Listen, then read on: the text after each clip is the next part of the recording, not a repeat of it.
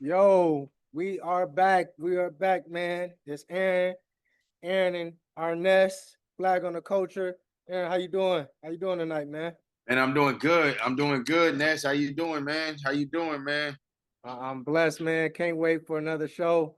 Man, tell him what you got going on your end, man. And we got a guest. I want to get into it, man. Man, we got it's in season. We got a lot of in season training going on right now. Just keeping the tools sharp, man. I'm just helping the kids with whatever they're asking for. At this point, if they having problems at they programs and they come back to me and ask me, can I help them out, help lead them and guide them in the right direction? Thought, man. That's all I'm trying to do. I'm not trying to change up nothing another coach is doing, man. I'm just enhancing athletes out here, man. Um, Man, I had the opportunity to work with Darnay. That was awesome, bro. Just learning from him. Uh, Man, really just learning how selfless he is as a person. You know what I'm saying, and just how big of a sponge he is. He taking a different role this year, bro. With him being younger than all of us from Pasadena, he taking on an OG role in that locker room. Um, and I think the OGs, the people who've been there, uh, should step up and help him out. Not necessarily that he needed or anything like that. Just give him words of wisdom, words of advice.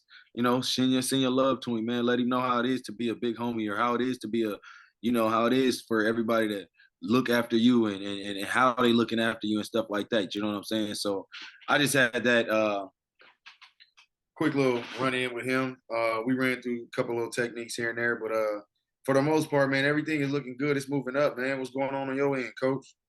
And like you said, football season is here. So really got the coaching program, man. Helping these coaches develop this program for them.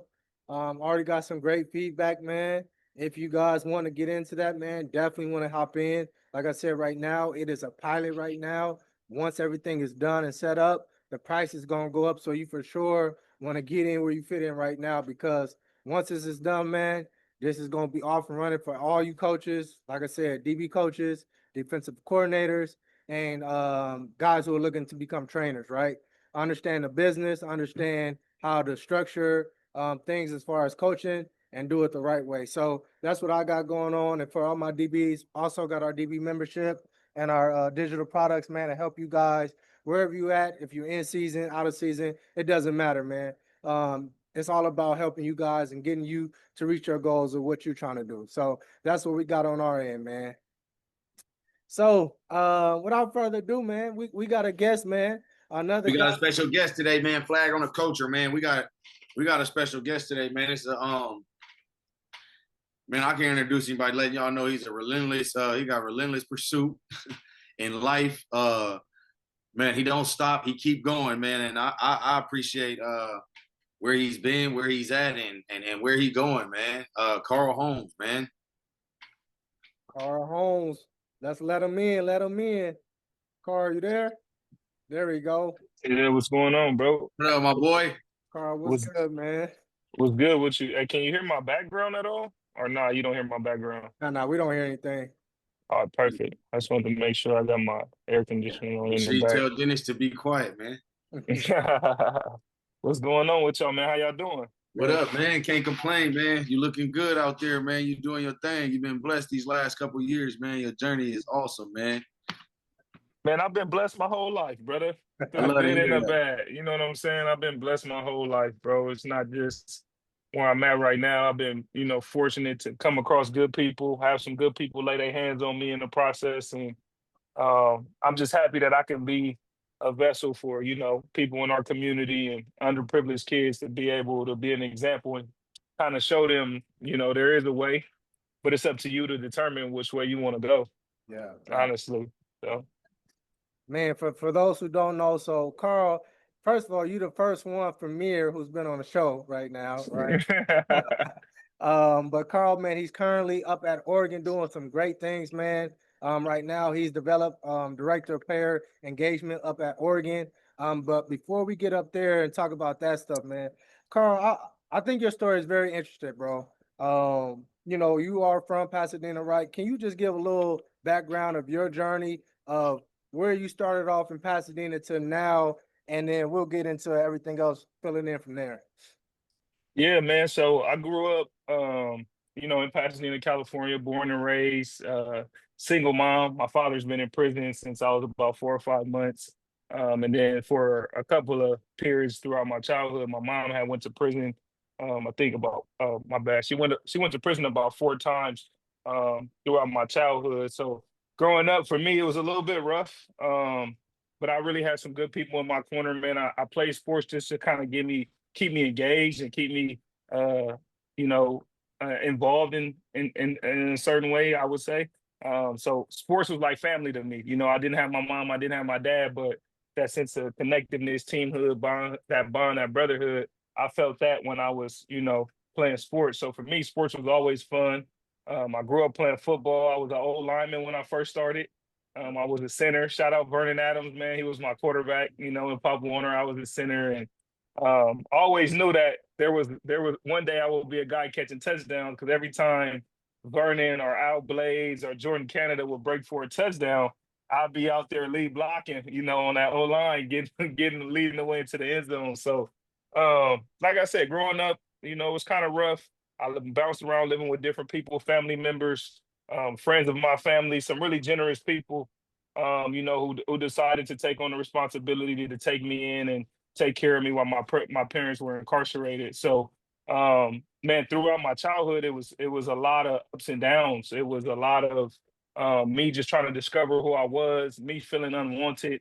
Mental health wasn't a thing, so all the trauma and depression and all that stuff, you felt those feelings, but you didn't really know what it was. For me, I just felt like I was missing that centerpiece, that focus, which was really my mom more so than my dad, because I never had my dad. So for me, that was a little different. And it was like my mom would come in my life and then come out and then come in.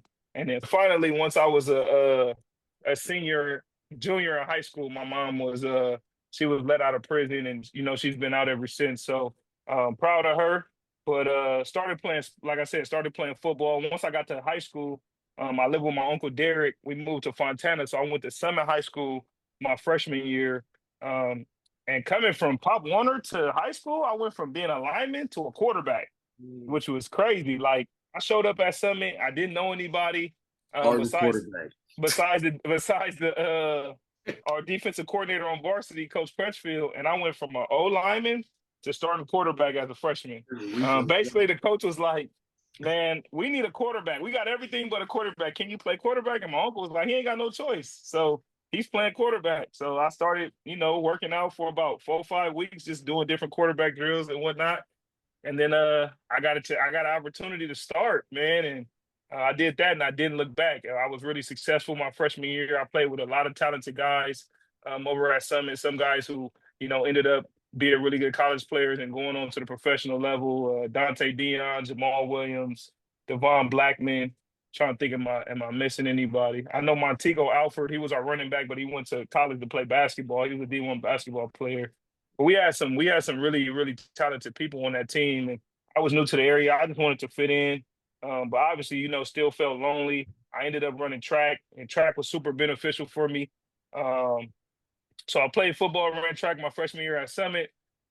Then headed into my sophomore year, I started at Summit, and then my mom was released from prison, so I moved back to Pasadena, left Summit, and went to Mir, and played JV for Mir.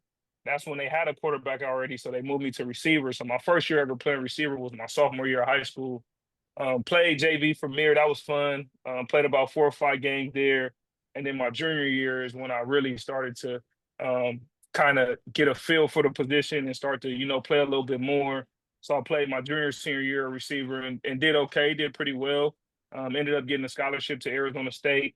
Went to Arizona State for 2 years, left. It wasn't a transfer portal back then or NIL, so I had to go to junior college.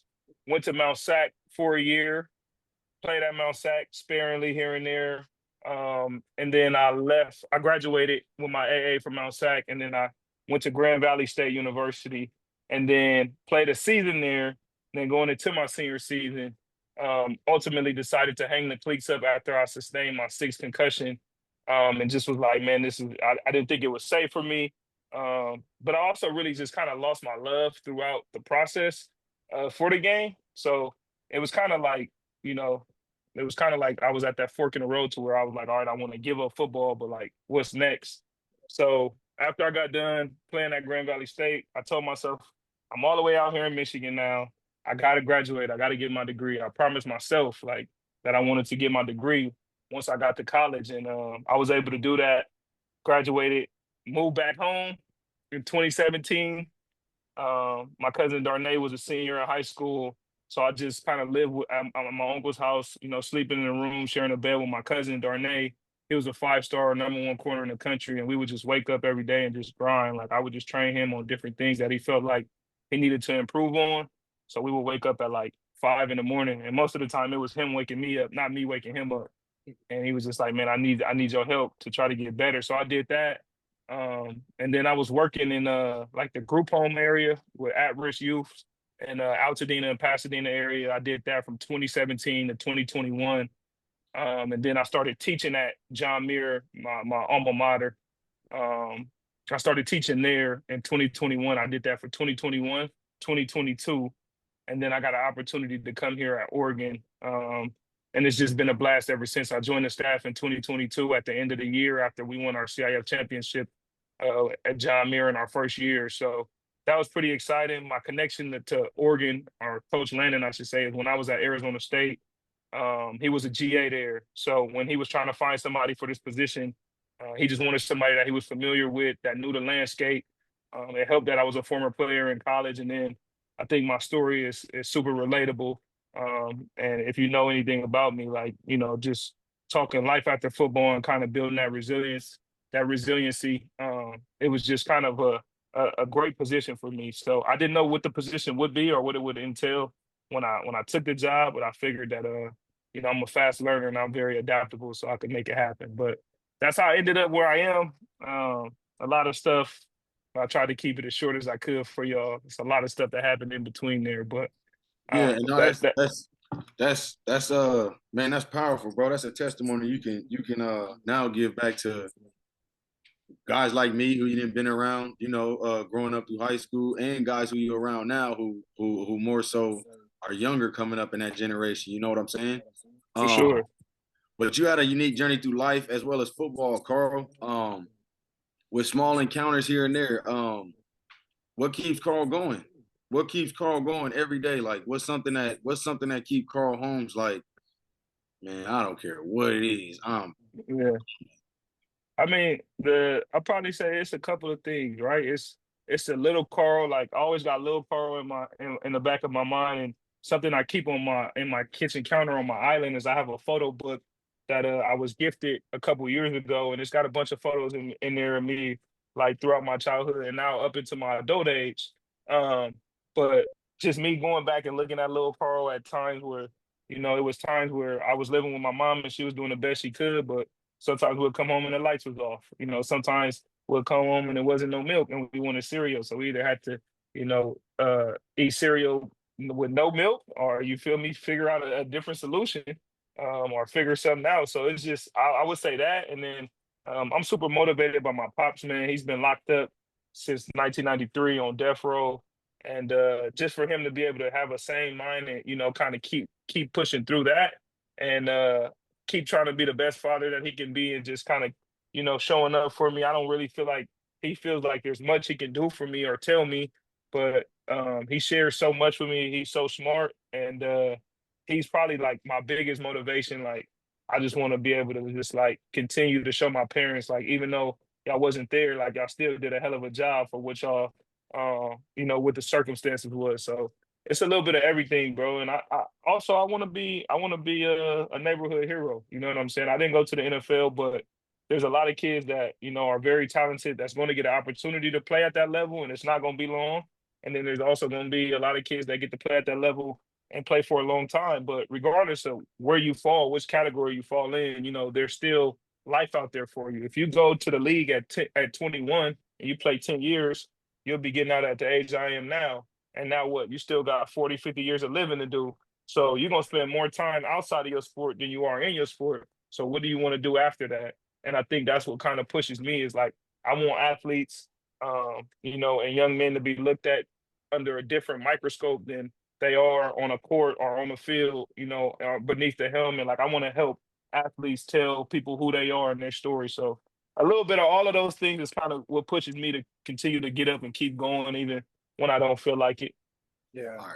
Man, I can say, Carl, because I'm a little bit older than you, and I always saw you when you was younger, and I really didn't know, like, I didn't know Carl like that, right? And not until we got older. But I can always say this, and I didn't know everything about your story, but I've always seen you smiling every time I saw you, regardless if when we were Yeah. small till now. So regardless of what you've been through, that's a testament, bro, because a lot of people, they don't see the light at the end of the tunnel and then what you're able to accomplish. But I salute that to you, bro. That's a testament of, resiliency, and the mindset that you have. But I want to ask this question because football, we put so much into it, man. And you already alluded to it already, how Hmm.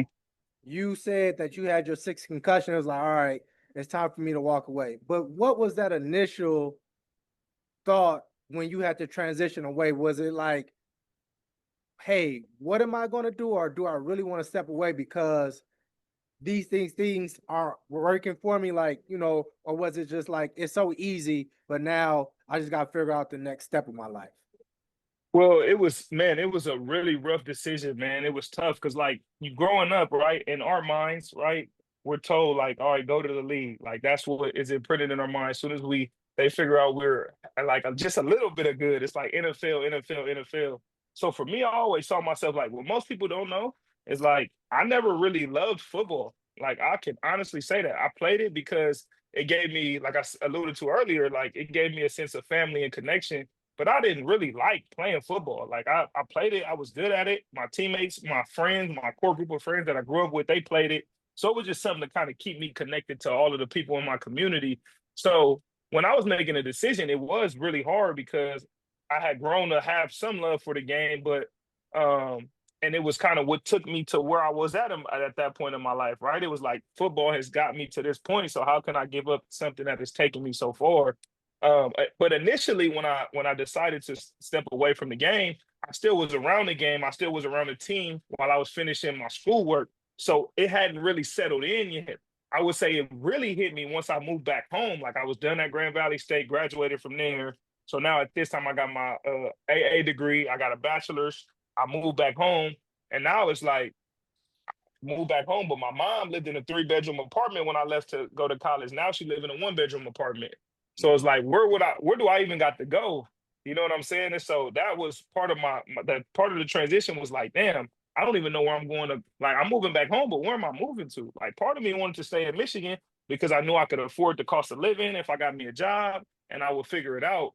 But I didn't like being that far away from my family. So I ended up coming back to California, and that was really rough, man. I didn't know what to do. I didn't have a car. I didn't have anything. So I just, I started driving Uber because at that time, Uber, you could rent a car through Uber. And that was my way to like get around. So I would just like drive enough that to where the car would pay for itself. And I would just have to put gas in there. And I did that for like a year and a half.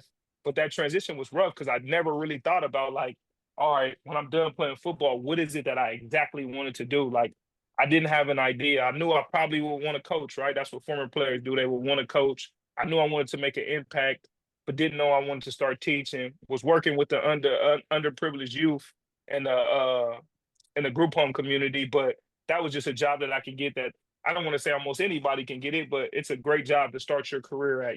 Coming out of college, that's a solid job to have, just lay a foundation down. So for me, man, it was really rough. I didn't know what I wanted to do, but I kept just continuing to push through and find different opportunities for myself. And once I got one, I wasn't settled with that. I wanted to see what was out there, what was next, what was more, and that's what kind of pushed me to where I am now. Awesome. Yeah, that's amazing, bro. It's that's amazing, bro. Being around troubled youth, man, I've been in that field before. Did you ever see little Carl in them situations that allowed you to now either be a better father, mentor, inspiration type person? Like, did you ever run into situations like that? Man, most definitely, bro. I would say like one of my biggest things that I struggled with when I was young was like anger management. So like working in that field gave me a sense of like, well, this used to be you, bro. Like you used to be this. The same kid that I'm like, oh my God, like I can't do it, bro. Like somebody felt that way about me at one point in time. So it's like it gave me a sense of like, all right, now that's what you used to be. So here's a reality check. And then boom, now it gave me a sense of patience. So where now when people are so quick to judge, I'm like, man, do you even really know what's going on? This is surface level. You may think he's just acting out because he's a quote unquote bad kid, but it may be some trauma behind those actions. You know what I'm saying? So now I'm slower to judge, right? I'm slower to judge and I give people more grace. Now don't get me wrong, there's still some people that's on my bad list. Like you crossed me too many times, I gotta let you go if you ain't trying to get it. Because I'm trying to help, and if you ain't trying to be receptive to the help that I got, then I gotta cross you out. But I mean, I got a lot more patience and grace. I still could work on my patience though, man. Because sometimes it's just like I got a short fuse, but I've been working on it though. I'm a work in progress. Yeah, I love to hear that, man. Carl, I got another question for you, man. Talk Uh, to me. just to go off topic a little bit as far as off the sport of football, man. How important is it for us as people to network and connect with people, and why? Yeah, Because I think you know why I'm asking. I know what type of person you are. You know what I'm yeah. saying? So, like, just let them know, like, how give your backstory on what's in. You know what I'm saying? On how important it is to network and put yourself out there and get connected with people. Man, I don't know if y'all know how many I'm gonna start with this first, and then I'm gonna go back into your question. I don't know if y'all know how many people, how many contacts y'all got in your phone, but when y'all get a chance to go look at how many contacts y'all got, go look at that. I got over 3,000 contacts in my phone, right?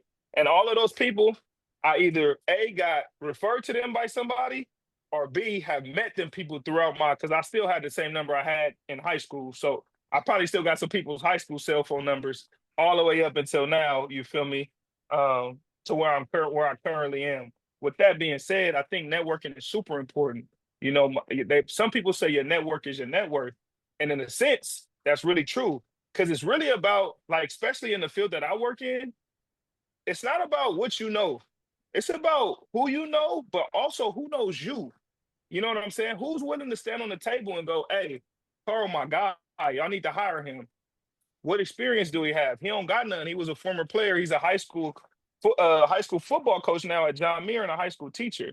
Well, somebody got to stand on the table here for me at Oregon to be like, hey, that's my guy. Let's get him in. That's all my network. It was no test that I took. It was no, hey, he's got a degree, he's got an associate's. I even went on and got a master's. None of that really mattered if I'm being transparent with y'all. It was about my network of people and just being a stand-up guy. And even though I left ASU and went to junior college, when I left that place, I left it A, better than I found it. And then B, my relationships with the people that was there, it was almost like we understand why you leaving, but I didn't leave on like no spiteful. I still checked in. I checked every box. I told everybody thank you. One of my mentors told me a long time ago, man, one of the best things you could do for people is write people handwritten notes.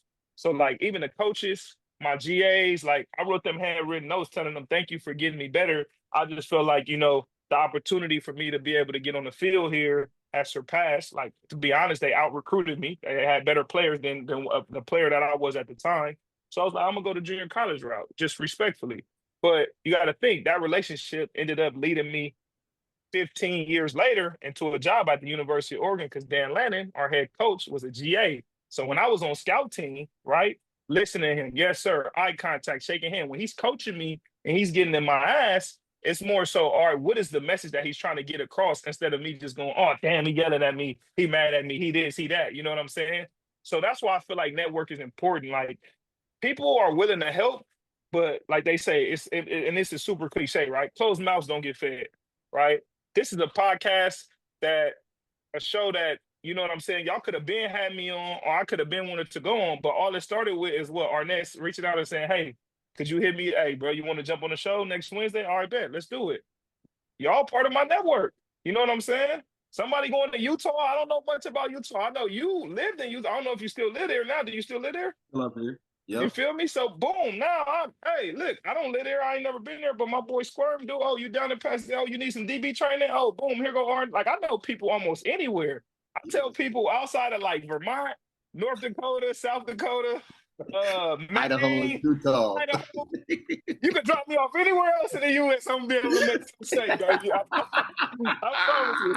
You can drop me off anywhere. Take me up on a plane. Just pick a spot. I'll jump out with a parachute. I land. I'm gonna be able to make some shake, baby. But Straight that's how up. much. That's how much I believe in your network and your net worth because Yeah. it's so many people that's willing to help, but you got to be willing to ask for help. That's one of the things that is kind of looked down upon. Is like going to ask for help. Like, nah, bro, I need help. I need people to help me. It take a team, bro. It take a village. Like, I don't care who you are. It take a team. I don't care who waiting you for are. you to I don't care. I don't care if you Floyd Mayweather. He got a team behind him. Jeff Bezos got a team. One of the Amazon workers y'all see putting up in they part of the Amazon team. Jeff can't do it himself. Straight So up. it's like no matter what you're doing, you need a team behind you. So I need my team of people to kind of help me get to where I'm trying to go, and I also want to help people get to where they're trying to go. So that's why I feel like that's important, man. Yeah, that's Right. Now, I appreciate you sharing that, man. So you're director of player engagement up there. Can you Yeah. describe exactly what you do on your end, right? And because Ooh. there's a lot of coaches, right? There's a lot of guys who want to get to the next level, and for the most part, they might start there and then they can get into that. So can you share what your role is up there and how you make an impact on what you do right now? Man, this is probably one of the hardest questions I have to answer when people ask me like, "What do you do?" And it's so crazy because it's like it's just really dependent on the day. Like, we group recruit here, so it ain't like in the old days where it's like, "Hey, you got this area, and that's your area, and can't nobody touch nobody." If you're from Texas and you're a coach that got some familiarity with Texas, and you know some people, you got Texas, and that's it. That's not the way we do things here. We group recruit here, right? So part of my job is recruiting. If I know somebody or I can help sign a player or get a player to the University of Oregon, boom, I gotta go. I gotta be number one thing is being able to acquire talent. So being able to help in the recruiting space, right? That's one thing that I do. The second thing I would probably say the majority of my job is servicing our athletes, right? Essentially, we got 113 guys on the team. I'm an agent slash manager for 113 guys. How does that looks different for every athlete? Some athletes is, hey, Carl, this guy wants to sign this company wants to partner with me on an NIL deal. I can't advise them to take the deal or not. I can educate them on the company, their values, and whether I feel like that aligns and matches with our athletes' value. That's one thing. A second thing could be Arness needs an apartment. He just came out of the transfer portal from Florida and he needs an apartment and I need to get him set up and show him the lay of the land. All right, boom, Arness, these are the options you got. So I help with like onboarding process, helping with housing. I've helped guys get driver's license. I've helped guys get their first cell phone. I've helped guys start an LLC. Just kind of anything the athletes want to do outside of the sport, they kind of lean on me. And I have a partner named Uzman. He helps as well. And then I do in season. I'm part of the operations team. So what that looks like is anytime we go play an away game, I fly out a day or sometimes 2 days if we go in the Eastern time zone. I'll fly out a day or 2 days before the team does commercially. So let's say our first road game this year is Northwestern. So I'll fly to Chicago. I'll go there. I'll pick up my rental car. I'll drive to the hotel. I'll meet with the hotel staff and kind of prep everything for the team's arrival. Meet with security, make sure we go in this route, call the local police or whoever's escorting us, making sure we got everything set up for the team arrivals. Make sure all of our food that we ordered has been sent in, all of our creatine, our produce, make sure everything is at the hotel. If it's not, then I got to start putting out fires. I got to go here. I got to go there. I got to make sure everything, because essentially what we have to do is we have to turn our hotel into our facility. You know what I'm saying? To be able to navigate and operate as we would as if we were playing a home game. So I do that for the team. And then once the team kind of gets there, I'll meet them at the airport with the police. Will escort back to the hotel. Once I get there, I'm just kind of there to show people where to go because I know the lay of the land of the airport. I mean, at the hotel. I've been there for a day or sometimes 2 days, so I can kind of help the guys navigate where to go. You got meetings at this time, dinners here. We're on the third floor for this, team meetings here and things like that. And then the last thing that I do that got put on my plate last year is being a part of the NFL liaison team. So there's a lady, she's our director of football operations. Her name is Cody Look. she's our pro football liaison, but she's asked me and my partner Uzman to join her team. So what we do is every day, um, we meet with NFL scouts and we talk backgrounds on our players. So I've done met with all 32 teams. I met with a couple of GMs, a couple of head coaches, and we just talk background, man. How is this guy? What is his good habits? What are his bad habits? What type of teammate is he? Does he serve in the community? Does he have a girlfriend? Does he have an entourage? Is his girlfriend good? Is his girlfriend good for him? Are his friends good for him? What kind of study habits does he have? Where does he lack at? Where is his leadership skills at? And anything else that they feel like is beneficial information to kind of help them decide on what athletes they want to target for the NFL draft. So a lot of things kind of mixed into one. I would say my role is unique to the University of Oregon and their specific needs, but I've done everything to help get guest speakers, to set up jobs and internships. It's kind of like, man, I want to say I'm a jack of all trades, but some say if you're a jack of all trades, you're the master of none. So I don't know exactly what I am. I just like to help people. I don't really like looking at titles and all that good stuff. Like whatever title y'all want to give me, y'all get. I just want to make an impact on student athletes and coaches while I'm here. Man, I think your title, and I'm glad Oregon even created or have you guys up there to do that, because going playing professional, right, playing arena football, I saw Mhm. a lot of guys, right, they didn't know how to do this stuff, even though now they're professional, because now for the most part, you got to get your own flight tickets if you got to buy, right, to you Mhm. home on your own. Nobody's doing that no more. Yeah. So, it's a lot, and me and Aaron, we talked about it. It's a lot how in football, it's almost like they almost enable us as They athletes do.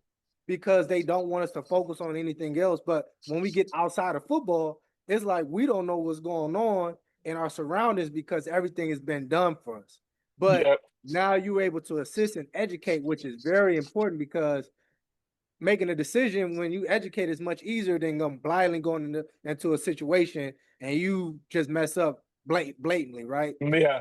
It is powerful, and I'm glad you're there to assist. And I hope more schools, and I know some of them do, but I just hope more schools understand that they need someone in your role there on their campus, and they honestly they need it in high school too as well. Yeah. Yeah, I met one guy this summer who came out and interned with us. He works at a high school in Oklahoma that has it. And I just think they're so far ahead of everybody else. When it comes to Texas and the South and things that they do is they kind of what's the word that I'm looking for here? They kind of model the college level, right? They got these bigger stadiums, they got all these coaches, they pay them. Some of them get paid $100,000, $200,000, but most definitely, I'm very thankful to be in the position that I am. But I'm also thankful for the team of support that I got around me coming into the position, not really knowing much, but then also Coach Lannon giving me the flexibility to be like, all right, Coach, what do you want to see? He's like, all right, I want to hit X, Y, and Z, and the rest is up to you. Like, you get a post. I spend so much time with our players that so my relationship with the players is different with the coaches, because with the coaches, it may be kind of transactional. Like, can you play for me? If you can't play for me, all right, now we got to develop you. I got to kind of put you on, not necessarily on the back burner, but I got to get prepared. I got to get the guys that are going to help me win football games right now ready. And then in the offseason, that's when we can kind of tailor back to those players. Well, people like me, I can keep those guys who aren't necessarily getting that attention, not in the 1-2 deep.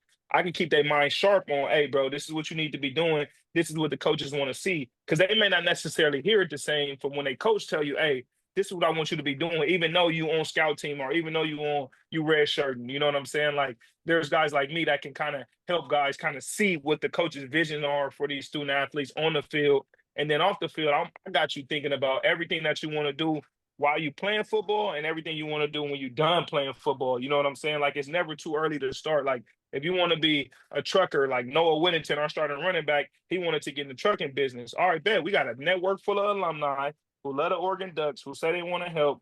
We partner him with a guy who owned a trucking business. He took his NIL money, invested into that, and made 50, 60, $70,000 on top of what he already earned in NIL. So that's where I get my joy from. Obviously, you want to win football games, right? You want to win a lot of games. These guys put in a lot of blood, sweat, and tears to be able to go out, and you only get 12 guaranteed opportunities. You know what I'm saying? Last year we was fortunate enough to go 13-0, but we didn't end the year the way we wanted to. But I even still tell guys there's we won a lot. We learned a lot of lessons in those wins and in that losses. We also learned like, all right, we can go play with quote unquote the big dogs, and are we physical enough to play in this conference? Like, yeah, we went and did that. Like, we Big Ten champs. They can't take that away from us. Obviously, like you want to go and you want to win it all. You want to win a national championship, but there's a process, and that's what I want guys to understand. Like, you don't just wake up overnight and become something.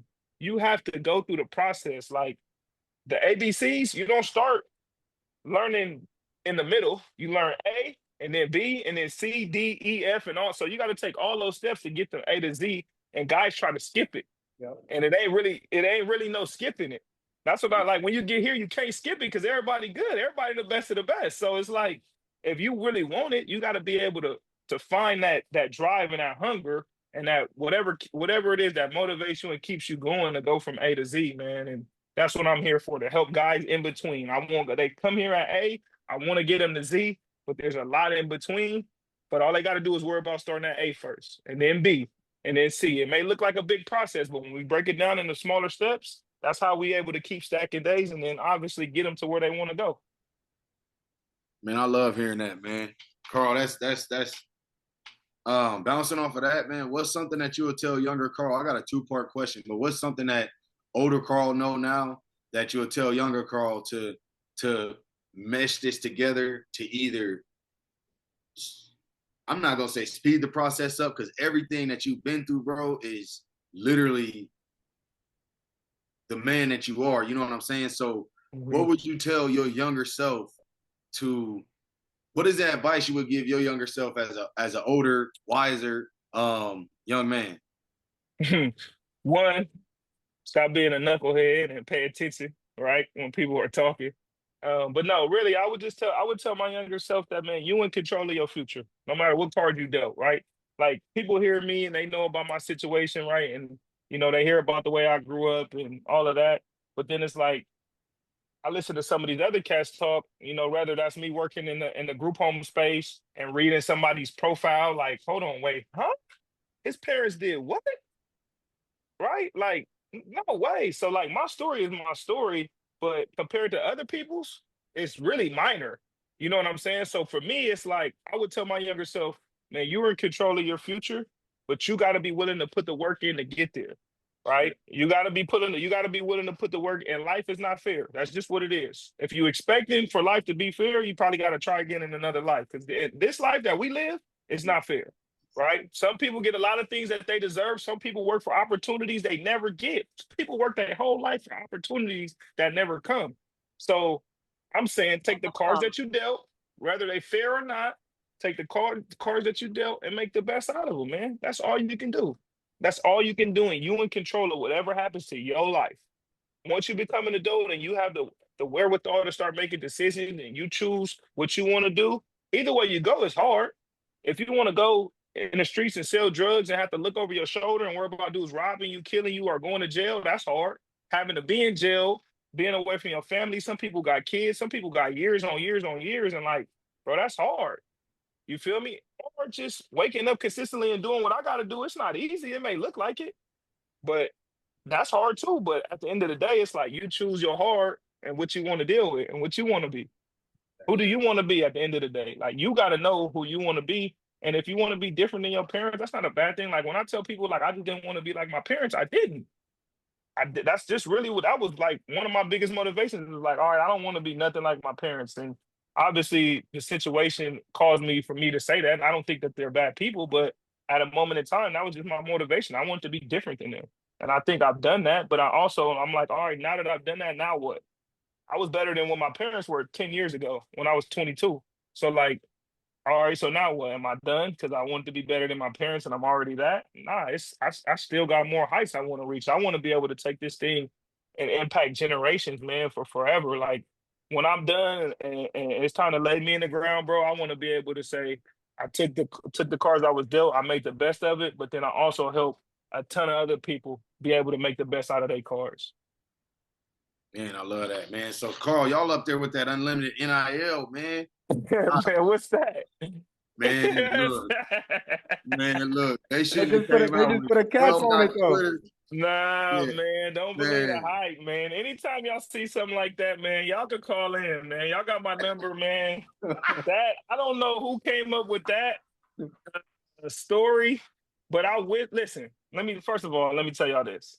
Clear it up for Yes, me. yes, yes, there is a cap now, Arness. But before there was a cap, we did not have unlimited NIL. If we had unlimited NIL, do you know we would just pay all of our athletes more than whatever any other school had offered them? And just if a school offers a kid $1 million, right, and he's down between Texas and Oregon, right, and we offered and Texas offered him $1 million. Like, why wouldn't we just offer him $2 million if we got unlimited NIL? He's gonna come here for more money. I'm gonna tell my son to go to the school that's paying $2 million or $1 million more. For You know sure. what I'm saying? So like the rumor that we had unlimited NIL was so BS that it's like, bro, we losing out on recruits. A, because other schools are out recruiting us, but then B, there's other schools that got some money too. But now there's a roster, there's a cap limit on how you I think each school gets $20 million, and however you just decide to divide that up through your athletic program is on you. So it looks different for every school. I'm not sure what ours is. But what I do know is that if you're a student athlete at a University of Oregon, we do believe our student athletes should be fairly compensated, and we try to put them in the best positions to make sure that they are fairly compensated.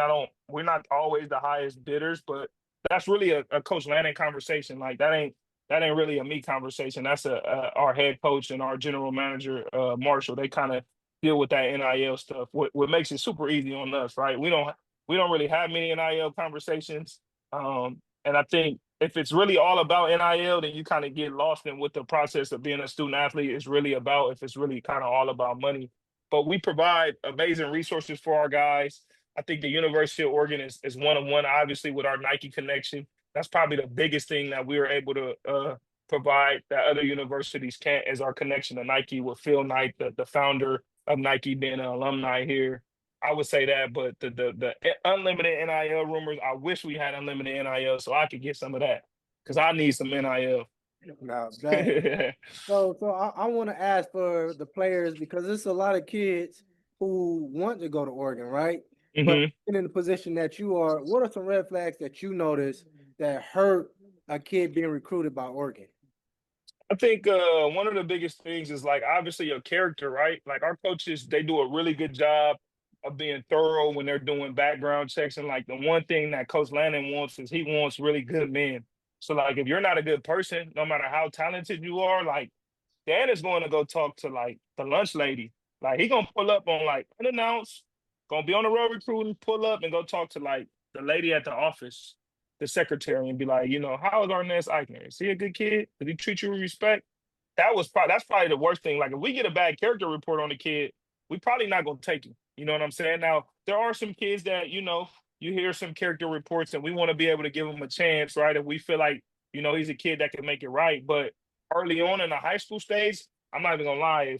If you get bad character reports, obviously bad academics automatically disqualify you. But if you get a bad character report, social media, if you're on social media, using profanity and tagging, things that are should not be tagged on a Instagram post. My coach like to say, if your grandma can't play it or put it on in front of her church members, then it shouldn't be on your social media. You know what I'm saying? And I think some of these kids lose the vision. It's almost um like, all right, basically, I basically we put it like this, right? We make it black and white. What do you want to be? A Division I football player at the University of Oregon. All right, cool. So now every decision that you're making, does it align with becoming a student athlete, or does it drive you further away from that? All right, if it helps you become a better, have more of a chance of becoming a student athlete at the University of Oregon, all right, that's cool. But if it doesn't, then you don't need to be doing that. So it could be real black and white. Does it help me become a student athlete at Oregon?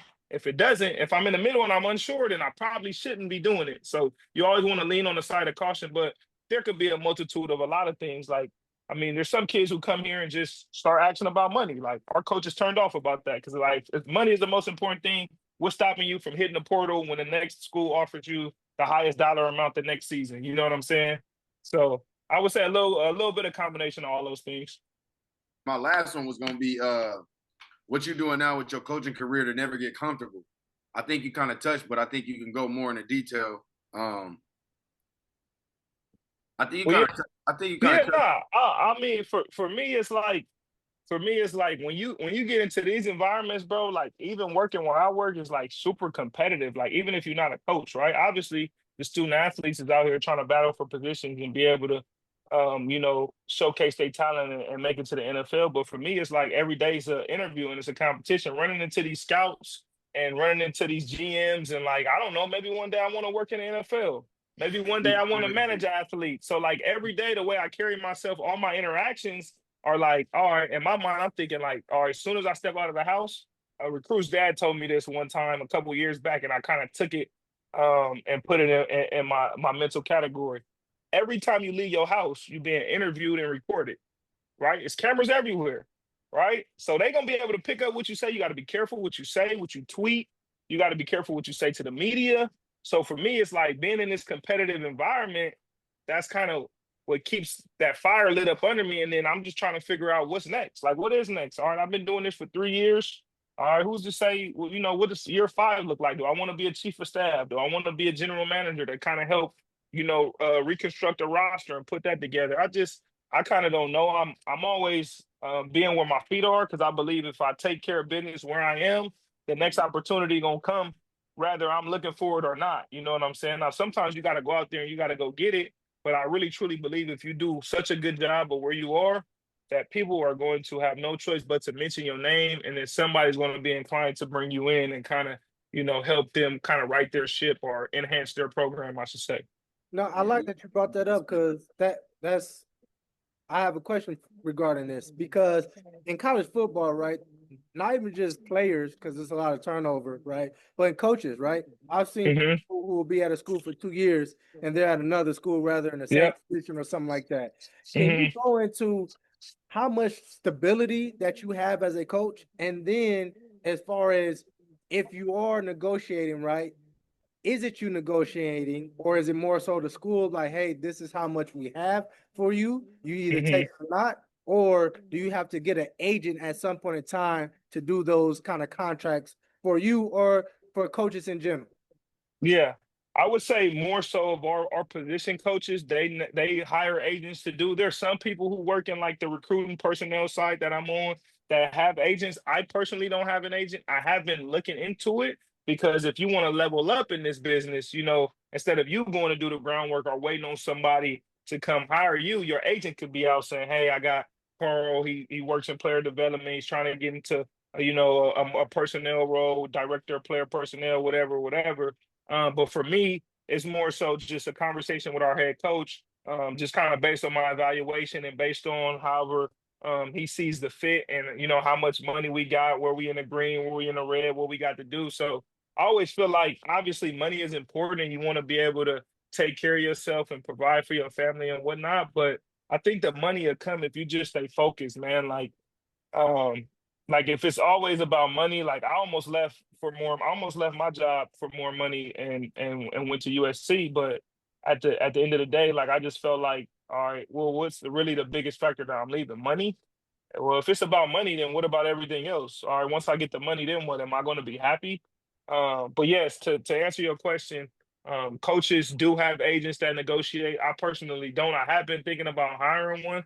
There's a couple agents that I know just kind of, being in this player engagement space and all of our players, the majority of them all have agents. So I get a chance to kind of run into them and kind of pick their brain and whatnot. I'm gonna make a decision on that later on. I don't even know I if I really need one in this moment, but I definitely been thinking about hiring an agent for sure.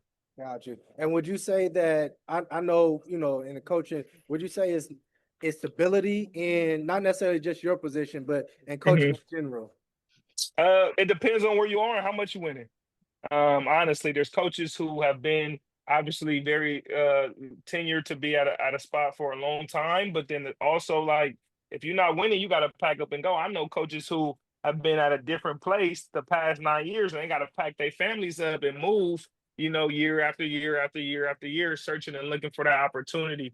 I do think on my side, there's a little bit more security because even if a coach leaves, right, or a coach gets fired and a new coach comes in, he's going to want to have somebody from the last staff that had a pulse on the players, right? Because the players are will make this thing go around. Let's not get it twisted. You Yeah. you win football games with good players, right? Yep. And if the players ain't happy, then you're probably not gonna be winning good football games, and it's probably gonna be a problem for your coach if the players ain't happy. So I think it's a little bit more stability, but I mean it's all a crapshoot when you don't know, how much games you're gonna win. I'm fortunate enough to work for a head coach who has improved every year he's been at the University of Oregon. He went 10-2 his first year, and then won 12 games his second year, and then last year we went 13-1. So Coach Lana has 6 losses in 3 years, and he's on the up and up. He's hungry. It's very inspiring to know that like your head man wakes up, and I know he like probably the hungriest person in the building to get better. Like I truly believe he got a wife and his kids, and he's a man of God. I think that comes first to him for who he is and what he stands for. But right under that is football, right? And football is what he loves to do, and he understands that when it's football time, he's locked in on all football. Nothing else gets in the way. Nothing distracts him. He don't look at no lists. He not watching no sports center. He don't worry about none of that. He worry about showing up every day and being the best version of himself. And he challenges us every single day, and he holds us accountable when he feel like we slipping. Man, he'll lay it on us. You feel me? He'll lay it on us and tell us, "Hey, man, I think y'all slipping up." And honestly, I'm fortunate enough to work with a leader who just signed an extension. I know he's going to be here for a while. We have a ton of talented assistant coaches. I think in the near future, some of our assistant coaches, based on how well we've been doing, will be able to become head coaches and have those opportunities. But until that opportunity comes for them, everybody is just focused on being the best that they can be for the University of Oregon in 2025. So I would say in the coaching world, the stability is kind of based on, who you are, where you at. For some people, it is stable because they're winning. Yeah. But if you're not winning, you could be moving around from year to year. And that's kind of the scary part that kind of keeps people out of this profession, is like having to pack up and move from year to year. You know what I'm saying? Yeah.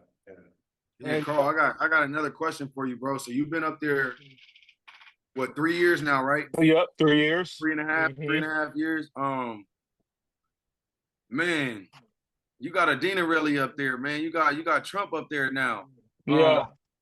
And I'm not saying you got him up there. Of course, it came through networking, through however God allowed that situation to happen.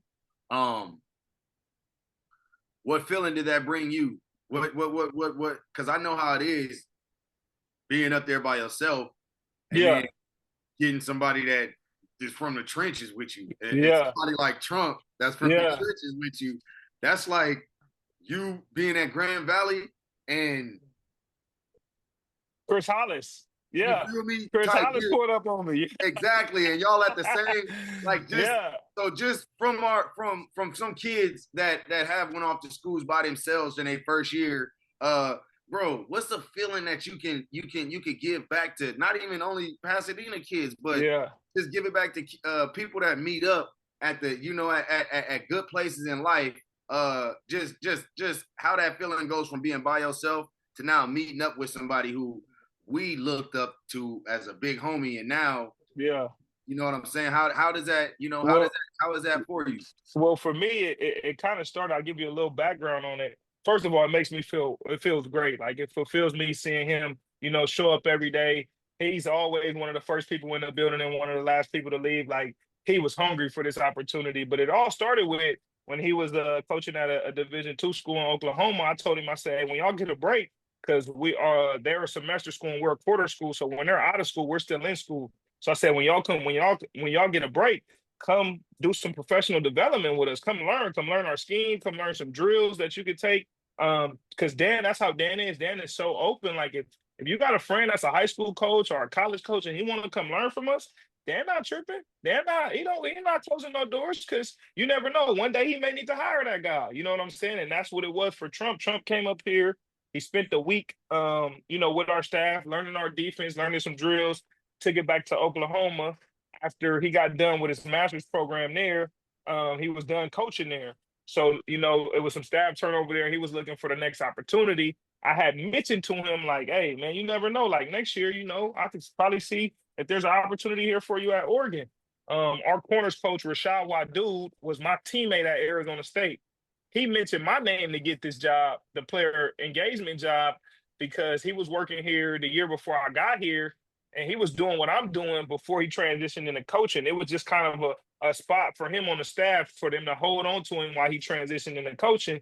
So when they brought me on, it was Wadu doing me a favor. So I felt like it was only right that I paid it forward and reached my hand back down and helped Trump get an opportunity. You know what I'm saying? So just to have him here, man, it's a blessing, man. It's funny just to see him and be like, man, he yired, and to know what somebody know what yired mean, and they know, and they like some of my verbiage, that Dina verbiage is 101. So to know that, like, yeah, man, I love that right there. But just to see him every day, he like eager to learn, and he always be like, man, he always coming to me out of nowhere and be like, thank you, man, thank you. And I'm like, nah, bro, thank you. Like, you came up here in that week and left a good impression on these people to where they remembered when it was time for us to hire another analyst. They remembered you, and you feel me? You did what you had to do to put yourself in position. Yeah, I threw a lob, but you know what I'm saying? You still had to windmill it. You still had to dunk it, and that's what he did. So I'm happy to see him get his opportunity, man. That room that he's working with, him and Coach Wadu, man, they got a talented cornerback room. And I just can't wait for us to, man, we got some guys, man. I can't wait for it all to be on display, man. I got 10 more days and it's up. That's a fact, man. And Trump, man, shout out to Trump. Play receiver now. He on the dark side, man. So Yeah. I'm happy for my dog, man. Yeah, man. And that's Michael Trump Harrison, not Donald Trump. Yeah. Hey man, I got this video, man. This NIU coach, man, and I wanna play it, man. So let me pull this up, and then I wanna get your thoughts on it, man. And we all gonna on this. So let me see it. Let me know all you guys can hear this too as well. Yeah, to me, I mean, to be honest with you, I love the challenge. You know, it don't bother me one bit, because you know what? In life, you're gonna make decisions, right? Sometimes it's gonna work in your favor and sometimes it's not. I told our team the other day, you know, we lost all these guys. Let's see who plays. So it's all good when people put it on Twitter, hey, all glory to God, I'm going on the transfer portal. Let's see if they play. How many of those guys gonna play or travel or get snaps? You know, I was gonna tweet something the other day, a picture of me, and say, you know what? I enjoyed my college experience. I didn't get one dime, but the lessons I learned was more valuable than any money you can ever pay me. And I appreciate that, because that is long term. People are losing the fact that this is short term. I coached in the National Football League for 5 years. 5 years, right? Don't lose focus of what the long term. Get your degree, learn valuable lessons that's going to help you in the long term of your life. That's the whole purpose. This is a transition from being a kid to a grown-up. And I hope people don't lose focus of that. Everybody's talking about everything else besides what is the most important thing for going to college. Because if you're going to college to go get a couple dollars, you might as well go get a job. This is too hard to go get a couple dollars. Learn the lessons that you need to learn to be successful in life for the next 40 to 50 years of your life. I would do it again for free, because of the things I learned. That's why I'm standing here today, because of what I learned in college, not because of how much somebody gave me. That's what I would tell people. And parents, they need to learn that lesson too. Stop trying to live through your kids. Go teach your kids what are the things they need to learn to be successful. That's what I'm telling my kids. I don't care about no NIL, no revenue share. I can care less. You need to learn things in college to get you prepared for life, to be a father, a husband, to work, everything else. Those are the most important things. That's what people are missing, in my opinion. Just my opinion. I want to get your thoughts, man, on that first, Carl. Here, you can go ahead. Oh man, that was powerful, Coach. That was powerful, man. I honestly, I respect it. I respect it, but I will say this. All right, so I'm gonna say this because I wrote this down, right? And these are like, I feel like the things that I learned through football, right? To piggyback off what he was saying. These are the things, like the 7 most important things I feel like football has helped me with through life. One is discipline and consistency, right? Just showing up every day, regardless of how you feel, just having to show up and navigate through your feelings. Cause like, you can't go based off how you feel. If you're going based off how you feel, you're going to have too many of these days, too many ups and downs, right? Boom, that's one. 2 is teamwork and trust. learning how to work with a team, learning team bonding. All right, sometimes it's gonna be time for you to quote unquote be the quarterback, but then also sometimes you're gonna have to be a good role player as well. You may have to come off the bench and do that. 3, handling adversity. You may start, you may come off the bench, you may start and get hurt, you may get hurt and never play. You may bounce around from school to school and never play. How you handling that? How you gonna be able to deal with some adversity? Something may happen. Somebody unfortunately may pass away. You may be going through a breakup. You may be failing the class. It may be hard. Mom might have just got put like it's gonna be a lot of adversity that you go through, right? That's gonna be able to prepare you for life. 4, preparation. How you prepare, right, is how you're going to play. If you're scatterbrained and you got all your notes all over here and all over there, if you're not prepared in life, then when life comes and they throw you with something, I want to prepare you to kind of have some armor on because it's not about if you're gonna be able to get some adversity thrown at you. It's just when. Yeah. So I want to be able to give you some armor to be able to, all right, when that crash do come, you can brace for impact and be like, all right, cool, that came, but I got these tools up under my belt to help me. 5 is leadership and accountability, right? Just being a leader and being accountable and knowing that what they say, do your 111, my role is no less or no more important than the next man's role. And that's what when I see a piece of trash in our facility on the ground, which is rarely ever, thanks to our custodial staff. But if I do see a piece of trash, I'm picking it up because I need to be accountable because I work in this building too. And it's not just the custodial staff's job to pick up after ourselves. It's my job too. This is where I live. This is where I work. It's a privilege for me to be in this building, right? 6 is mental toughness, right? You know how football is, man. Them days, them summer days, it's a grind. That's student athlete schedule in college. I mean, y'all both were student athletes in college. Y'all know what it's like, man. You got to be mentally tough to be able to make it through them wind sprints. And these guys don't even got tour days no more, man. But you still, right? You still got to be tough. You got to be able to grind through it. And then seven is we already hit on relationships, but the brotherhood that you get. So like, I do feel like all of that is lost in this new era of guys just trying to leave and chase money and leave and chase what they think is the next best opportunity, you lose out on some of this. Like, I think like every year we got a new team essentially, right? And it's like, all right, now this team got to gel together in 6 months when it used to just be like, all right, well, these my freshmen, these my dogs, these who I came in with, and boom, now we sophomores, and boom, now we juniors, now we seniors, and we know the standards of a program, and we coming in and kind of going, hey, you got to get in line, homie. This the way things work around here. It's different when you get a guy that's from another school and you know he used to doing what he used to doing. But the great thing about us when we take guys in the transfer portal process is we kind of do our homework and our due diligence, and we kind of see would they be a fit for our program. And it's been pretty successful for us. But to piggyback off what Coach is talking about, he not telling no lies, and what he's saying that's really the truth. And a lot of times the parents be worse than some of the student athletes, bro. The parents are living through their kids. Their parents don't even know how to teach their kids to be accountable. They always want to hold their hand or bail them out, and that's where it gets frustrating because it's just like it starts at home. Like a parent asked me one day, I was giving a presentation to a group of parents, and they were saying like, well, you know, how many guys graduate and how many guys do you guys make sure? And I said, well, hold on. Before we even get into any of this, it starts at home. The kids who parents come here and they prioritize education, those are the kids that graduate. The kids that come and y'all parents just want to prioritize money and y'all stop parenting because your kid is getting a lump sum of money and you want some of that money. So now you're afraid to keep your foot up is, you know what, like you did when he was younger coming up, because now you want a piece of the pie. No, I see parents who they don't care how much money their kid making. You're going to go to school. You're going to do what you're supposed to be doing. You're going to graduate, and whatever happens in football happens in football. I think a lot of parents kind of lose sight of that, bro, and it's really sad. But on the flip end, because I like to play devil's advocate, if Alabama wanted to go hire him right now, he's leaving. Hey, Hire him and pay him a lot more money. He's leaving. hey, So kill it. hey. And coach has been doing it. Coach has been doing it for years and years and years. So now it ain't no fun when a rabbit got the gun. You know what I'm saying? But I do feel like, right, there's a guy that's running away from his problems and his issues and think that, hey, I'm going to the transfer portal, I'm gonna be able to start new. But no, those problems are with you. They lay with inside of you. So no matter where you are, those problems are going to continue. And then you get guys who have an opportunity. They may have been under recruited or, maybe just wanted to go to a smaller school for an opportunity to be able to play at a school like the University of Oregon, like Terrence Johnson, for example.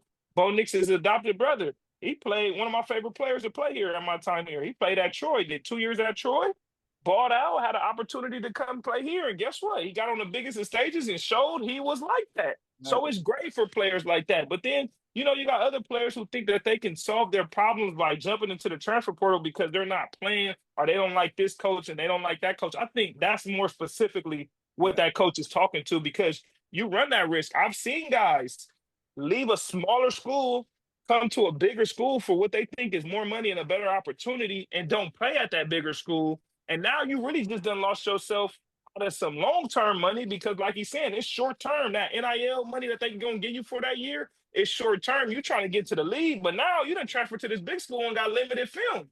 So I think there's value in being a Quinyon Mitchell at Toledo and locking down and going, I'll pull off the little 500, 600,000 y'all about to give me. I'm about to just keep locking down in this. And then once they draft you in the first round and they give you 30 million, it's too late to find out I'm not that good. You know what I'm saying? But if you come to a bigger school and you don't play, now they wondering why. Like, hold on, why this guy not getting on the field? I thought he was like that. Oh no, he must not really be like that. So now we don't got to draft him. But if you stay at a smaller school and you ball out, right?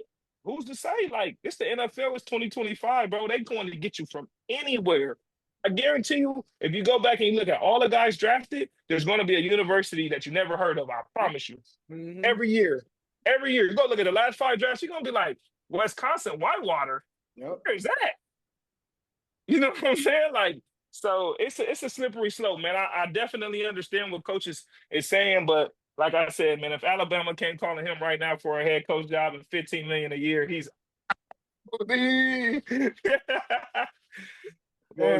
So I agree with him with the first part, right? As far as, you know, you need to go to somewhere that's going to be a best fit for you if you're going to transfer. I totally agree. I think that's with anything. Now, what I don't agree with him is we keep using this student athlete, but I have seen it with my own eyes. Teammates who are not producing on the field, they take that scholarship. So when they put so much emphasis on being a student, that's what I don't like about it. Because as soon as you're producing on that field, they'll take that scholarship away until you get in that portal. Another thing I don't like, and I think keeping the main thing is the most important thing. But now when you say, because the NFL, and it depends on how people see it, the NFL, their job is to devalue you, regardless how good you are.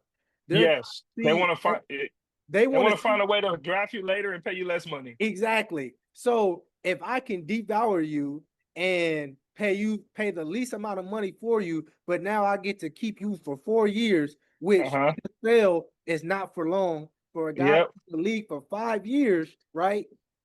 And anything can happen. You gotta understand the plays, you gotta understand injuries, you gotta take care of your body, you gotta maneuver life, right, as a young adult, right? On top of your family and the trauma that you deal with in life. So you're telling me now, as a young man, if I have an opportunity, right, to be taken care of, because now, and I've always said this, I think it's good that NIL is given to these kids because you get to teach young men business earlier. The reason why we're taking advantage of, because we don't understand business. And now, because I understand business, it's less likely you can take advantage of me. There's only 2 people taking advantage in this world: kids and older people, for the most part, right? Now you can't take advantage of me because I know my worth as an individual. So 100%. when now he was saying you're a student athlete and stuff like that, it's like, no, bump that. We already know degrees don't, and we talked about it. Degrees don't mean nothing at the end of the day. It's about but debt. That's all it means. Some debt. Exactly. So it's networking at this point in time. But now you talking about a short term to who? Because if I flip this and we talking about it in a legal way, this is taken care of for the rest of my life. So regardless if I go to NFL or not, I don't need I'm not gonna keep chasing a game that don't love me back. So that's what that's the only part I don't disagree. I mean, I don't agree with him, but everything else, I think he's spot on, though. I think he's spot on. Carl, how many programs are set up like that at the school now that they got NIL? I mean, we have so many resources for our guys with financial literacy. I mean, these guys, you know, and it's completely free. They got financial advisors. We got guys that make sure that they pay their taxes We work with Merrill and Lynch. They're a partner of ours. I just had a Zoom with them earlier today, to where they do Zoom sessions, informational sessions. We've done some stuff with Bones Capital Investment, to where if our players want to start investing their NIL money in commercial real estate and seeing what that can do for them, and having some of our former players who've invested their money, and they can come back and talk to our guys and show them, like, all right, look, if you take this lump sum, like, bro, think about it. If you leave college at 21 years old, 22 years old, and you have $200,000 in the bank, that's a lot of money, bro. You know what I'm saying? And knowing what to do with it and starting an investment, and just being able to manage your money properly, more than even investing it. Just not blowing the money is more important than anything. So if you're able to do that, then you got a great head start on a lot of people. But for our athletes here, man, they got financial literacy, Merrill and Lynch. There's a tons of people that we work. There's not anything a player would want to do, from real estate to trucking to whatever they want to invest their money in and get involved with. There's somebody out there that's willing to help them under our network. And brother, we have what we call the network. Is like 200 Oregon alumni, and even some of these people didn't even go to Oregon. They just fit friends and fans of the football program and want to help our student athletes be successful. So for our guys, they don't got no excuse. If any of our guys ever come to the University of Oregon football program and say that they didn't have the opportunities to do right with their money, they're not telling the truth, because we supply endless opportunities for them. Obviously, we want to be very strategic with how many people we allow to work with our athletes, right? And we're very strategic on vetting them and seeing what works for our athletes. But I think we've done a good job. I mean, we've got players that have done pretty well with investing their money, man. Some of these guys, have done really well and set themselves up for retirement already. Some of these guys have done that well, to where they know that they pay their retirement fund, you know what I'm saying, every month, and they know, when they 50, 60 years old, what that's going to turn into. That's what's up. That's dope. That's dope right there. And so what's your thoughts on this video, man? Man, I think we touched on this. Then we touched on I think we talked about this on the phone, huh? Yeah. But yeah, what's your thoughts now? Man, I agree with majority of what I agree with majority of what he's saying. I went to a low level school, bro. So I'm the type of guy that's not leaving I'm the type of guy that's not. So for me, with how I did it, I think with my first year with a disconnection with the coaches, I would have left for some money, just because I had a disconnection with the coaches. My second year of me being here, I don't think I would have left anywhere with what I set out to accomplish here. You know what I'm saying? So ultimately, man, I think kids just need to set goals for these schools they go into, and understand if they can't reach these goals or accomplish these goals, what's in their way of accomplishing these goals? Is a coach stopping you? Is it you stopping yourself?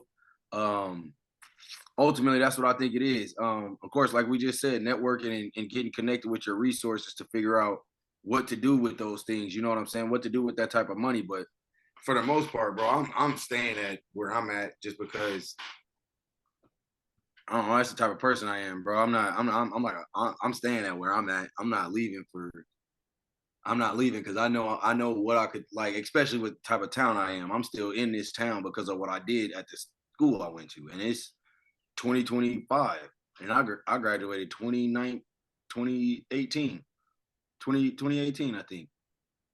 So I mean, man, it's ultimately how you set yourself up and how you network with it. But like I said, I agree with him, bro. I agree with him ultimately.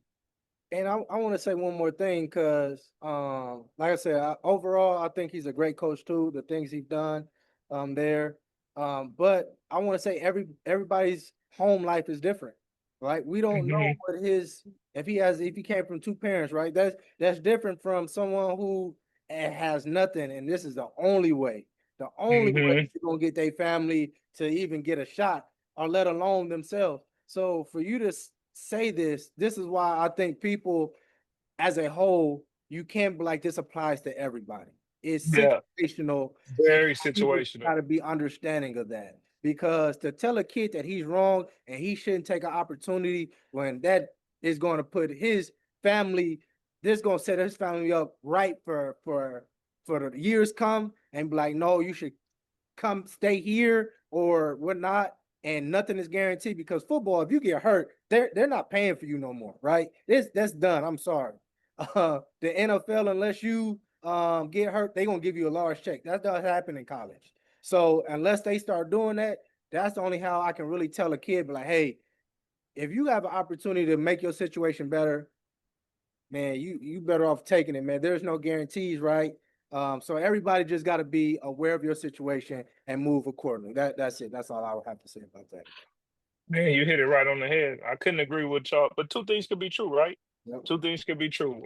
Guys can stay down for the cause and what they believe in, and then guys could take a life-changing opportunity and make the best of that. And then sometimes you take a gamble, you take a risk. That's not really talked about enough, to where a guy go from a lower level school to a higher division, a Power Four conference, and it don't pan out, and it's just like, well, he got a little bit of money, you know what I'm saying? But he could have had a better opportunity on the back end. But also, who's to say that opportunity that he got with that money didn't jumpstart his, like you said, didn't jumpstart his young adult life. But I mean, it's all, like you said, situational, man. I try not to get into people's personal life and personal stuff. There's so much stuff on the internet. It's hard to decipher what's real and what's not. And, so many headlines and negative headlines and clickbaits. At the end of the day, there was a point in time where athletes weren't being paid, and that student athletes weren't being paid, and now they're fairly being compensated for their name, image, and likeness. And being a player who was a guy who just had to survive off my scholarship check, I know what it was like to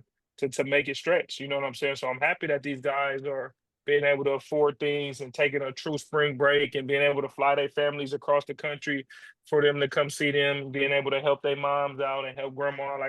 That's the stuff that I'm most proud of. Like, is it sometimes, though, I think it's a little bit too much? Yes, but like every generation is gonna fall into, man, I can't believe this. They're gonna look at the younger generation and be like, man, we was this and we was that. That's how the generation before us looked at us. And this is gonna be a continual repeated process to where it's gonna be like, man, y'all lucky y'all didn't have to do this. Well, the generation before us is looking at us like, man, y'all lucky y'all didn't have to do this. So it's gonna be soon as they get to our age, they're gonna look down on the next generation like, man, y'all got this, and this. Man, y'all, you know what I'm saying? So it's a never-ending cycle. I think what people lose sight of is we want to make it better for the generation that is coming behind us, right? You want to make it better. You want to get them more resources. You don't want to necessarily make it more easy, but you want to make it more resourceful, so they have different resources to be able to navigate. They ain't got to take the scenic route. Some people could take the escalator to the top, and I'm okay with that. That's not taking a shortcut, but it shouldn't necessarily take a guy. If you're talented enough to do something at 21 years old, you should be doing that. For Google, for ESPN, for Nike, wherever, you should be doing that. If you're good enough to do it at 21, you shouldn't have to go, oh, we got an intern, and then you got to do this, and then you got to work for crumbs, and then you got to do this. It's like them days is over with. That's what the internet's for. That's what social media is for. That's what your network is for, right? To be able to help you get to where you want to go quicker and faster. And that's just really what it's all about for me, man. Man, we got crash outs from Dina, right? With this NIL going on. You see any crash outs? Man, it's crash outs all over, man. I done seen I'm talking guys about from like 100,000 to zero, and thinking that they like I've never heard of it. I don't think those guys that make the media, and that's pretty embarrassing, especially with mental health right now. But yeah. We don't gotta. Of course, we don't want to hear their name. I don't even want to hear their name. But I just like, have you witnessed some experiences like that, bro? Where they think it's giving back is more important than what you've earned? I mean, you see kids you got kids who do really, really well with their earnings, and then you got kids who spend it like it's no tomorrow. You know what I'm saying? And you get kids who really put their money up and they live off one of their checks, because I think they get paid 4 times a year. You get kids who live off one check, put the other 3 up, and live off one for the whole year. And you know what I'm saying? He's being very frugal with his money. And then you get kids that just kind of blow it, and I ain't got no money. And what you mean? Like, you can't pay your rent. You can't pay your rent. You can't pay your rent. You was making X amount of money. You made 10 times your rent.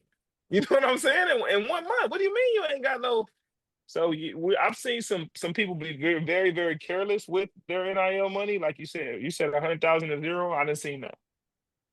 I didn't see that. Crazy Work. And you want to try to save them all and help them all, but you can't. Y'all know what it's like. I don't know if you would have been able to save me at 18 with 10.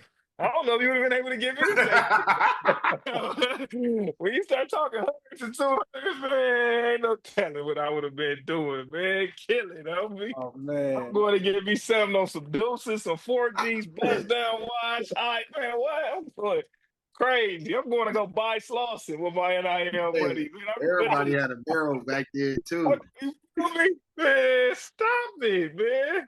Hey, But hey, nah, hey, you Carl. We you we want the best for him. we got a segment, man. We didn't do it with Maxie, our last guest, but we want to bring it on with you. So with this segment, right, we ask, is it a flag or no flag, right? And basically, Okay. you know, you tell your thoughts. First thing that comes off your mind. So the first one, right? Do you think it's okay to listen to rap music with your kids in the car? We're talking about young kids. You think that's a flag or no flag?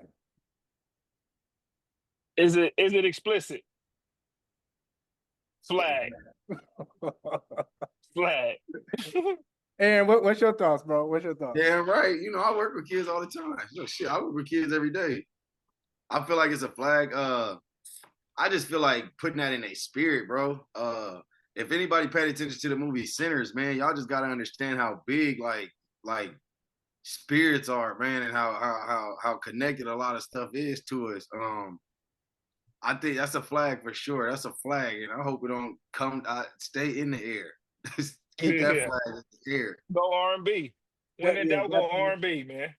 definitely a flag. So my second one, right? So we've been seeing fights at youth games and high school games as well. Now, I'm asking, at what point in time do you think it's okay to fight?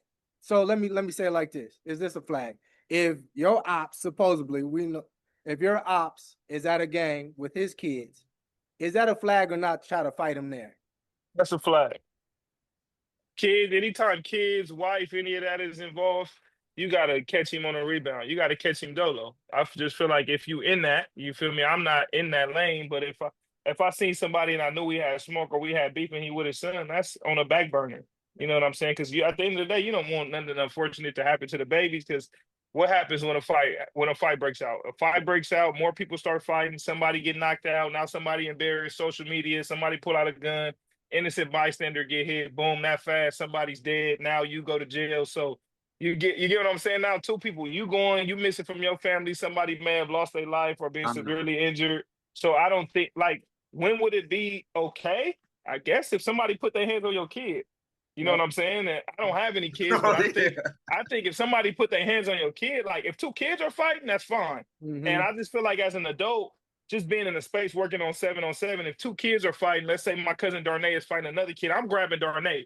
I'm not worried about the other kid. I'm grabbing mine and I'm separating him to make sure that he's okay before I even touch anybody else's kid. You know what I'm saying? I think if as a grown man, if you put your hands on somebody else's kid, I hope you're ready to fight whoever and whatever that come with that. Because that's what it comes down to. Facts. And what's your thoughts, man? Flag. Black. Flag. Number one. Why are you fighting at youth games? Sad, man. Hey, that shit gotta stop. We not setting what type of example are you setting as an adult? Number one, you didn't sign this kid up for that. You signed this kid up to have to learn and develop. How is this kid gonna learn and develop with daddy or mommy having a bias towards the coach because the coach is from so and so, or coach is coaching the way he coach? Man, like you signed your kid up for that. You knew the fire you was throwing your kid in when you signed your kid up for that coach. I personally think you talk to the coach, you get an understanding. You don't never tell a coach how to talk to a player unless it's explicit and it's just a smooth cuss out every single time. But you got refs. They fight refs now. Yeah, you got to understand, like, these people that are in a position of inspiration, they in a position of inspiration and development, and they're doing their best. Like, y'all got to understand they doing their best. Like, I see guys from Pasadena coaching guys, yelling at them, but they doing their best. They giving, that's passion. That's coming from a love place. As crazy as it looks to others, that's coming from a place of love, giving these kids understanding that, man, like, we passionate about what we doing, and some are living through their kids, but you got to understand the passion that they give it, man, and that's all we really trying to do is inspire and develop. So that adults, I hate to even say, got to control themselves. That's crazy. Yeah, we even got to say that. Yeah, most Definitely definitely. a flag. Definitely a flag. Unless, like you said, somebody hit my kid as an adult, man, that's different. Yeah. That is different. Yeah. So the last one, man, I'm gonna make it a relationship where and you brought up spring break, right? So let's say right, you have a person has graduated from high school, so now they're in college. Their Okay. girl still goes to high school. Is it Okay. a flag or no flag for your girl to now hang around your friends that are still in high school, but you're not there? Say that again. So you go off to college. Your girl's Okay. still in high school. She's a grade behind me. Yeah, she's a senior now. You're a Okay. freshman in college. Is it a flag for her to hang out with your friends still in high school without you? Hang out like what? What's Like hanging out? around them, outside of school, all that. I'm Just gonna tell you what hanging out is in Utah. Just like if you was there. Yeah, hanging out in Utah is different. So you got to define what hanging out is, like Carl asked. Well, my thing is, like my male, like why was she hanging out with my male homies anyway? She shouldn't be hanging out with my male friends. Like, But she hanging around us when we was all with each other. And yeah, that's what I want. That's what I'm saying. But you no longer there though. You no longer there. I mean, I guess I don't know. It's all situational. I don't. It depends. Yeah, bro. If she all right now, If we was all hanging out before, and my homies, the majority of my homies was younger, and she was a part of the crew, and we was all hanging out, and then boom, I left the college, and she's still hanging with them. Yes, but it's like you never was hanging with us, and now you hanging with my homies. Nah. So is that because it's some kids who are going off to college and they girls, it's Are still still in high school. Yeah. So you're trying to give a perspective. So y'all, is that a flag to y'all or no flag? I think it's a flag. I think it's a flag. I don't know if it's a flag yet. Yeah. Yeah, I think it's a situational flag because if your girl is the best on a basketball team and your homie, like you know how that is, like, and you one of the best on the football team, that's like everybody cool with her. Like, not in the sense of going like that, but like y'all the best athletes, so everybody know y'all network, y'all social, y'all, you know what I'm saying? So I don't think from a sexual perspective, if you looking at it like that, then no. But if you look at it from a perspective of she got friends just like I got friends and we just so happen to mesh together and all be friends, then shit. Mm-hmm. Yeah. So it's just situational. Flag, Aaron? It's a situational flag to me. You gonna have me like. That's what I said. I'm like, I'm pulling at it, but I don't know if it's PI on this because you know the flags being consistent on this. It's like, hold on, y'all didn't call that last week, but y'all called it in PI this week. That just really didn't depend. Like, hold on, situational, man. Y'all better than me. This a flag to me. You feel me? And the reason why I say this because, like I said, she wasn't hanging around them. Because it was the only reason why they was hanging around them is because of me. So now I'm not there. If now I'm not there, now you hanging. Nah, it's like nah. That's a flag. That's a flag. And I'm one of these people. I'm very cool. You were able to do whatever you want, but now I got to make a decision. Like something up. Like nah. and I have seen, and me and Aaron, we talked about this. Regardless, you my boy or not. Dudes is dudes at the end of the day. At the end of the day. They're going to try your girl, yeah. Exactly. Your quote-unquote homie's going to try your girl. That's a part of it. They're going to try her. And it's not, I don't even care if they do or not. It's up to the girl. But why are you putting yourself in a situation in the first place? Yeah, I agree with that. So, yeah. So, y'all, like I said, y'all better than me, man. If y'all... Situational flag, bro. Situational, man. But Karl, man, definitely appreciate you hopping on, bro. Tell us what y'all got going on, Oregon. I know y'all play pretty soon. Who y'all got? Yeah, we 10 days away, man. We got Montana State. Every time I talk to somebody, they always ask me for a prediction or how we look, and I always say, man, we just trying to go 1-0. I mean, the way we started off last season, we beat Boise with a walk-off field goal. We barely beat Idaho by 10, and after those first 2 weeks, everybody was saying, "Oh, we not gonna win this. We're gonna be terrible in the Big Ten," and we went 13-0 and won the conference. So, I don't know. Every year is a new team. We got a lot of inexperienced players, but a lot of talent. I think we're very, very talented. But I kind of want to see it all kind of come live next Saturday. Not this Saturday, but next Saturday we play our first game against Montana State. So Man, I'm excited to see it, man. our old Montana coach. State's a really good team, man. They're a really good team, and Yeah. a lot of their players left, and things like that. But it's still that foundation, and I think they won a national championship last year. So, or they went to the national championship game, one or the other. But yeah, I'm excited just to see our guys, man. Like I said, football is the sport that you prepare the most for, and you get the least amount of opportunities. So I'm excited to see where our guys stack up and see if we can start faster than we started last year. But just excited for them guys, man. Them bullets get to flying, man. I still get them chills coming down the tunnel. Like I remember my first time walking out of Addison Stadium. It was like me playing NCAA, my player, and I'm like, oh, it's like rocking. They got the motorcycle with the duck on there. I'm like, oh, it's fire.